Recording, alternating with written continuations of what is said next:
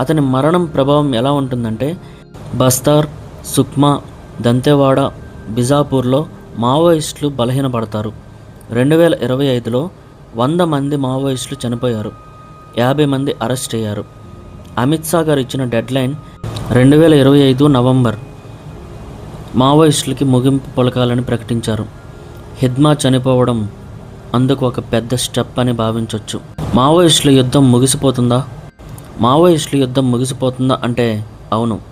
హిద్మా చనిపోవడం ఇది ఒక పెద్దగా మారింది మావోయిస్టులందరికీ. మావోయిస్టు పార్టీలో మిగిలిన 100 నుంచి 150 మంది మాత్రమే యాక్టివ్గా ఉన్నారు. సెంట్రల్ కమిటీలో 7 మంది మాత్రమే ఉన్నారు. అందులో బసవరాజు 2025లో మేలో చనిపోయాడు. బసవరాజు అంటే హిద్మా యొక్క గురువు అనుకోవచ్చు. మిజర్ బెస్రా జార్ఖండ్లో చిక్కుకున్నాడు. హిద్మా మావోయిస్టులకు ఇన్స్పిరేషన్.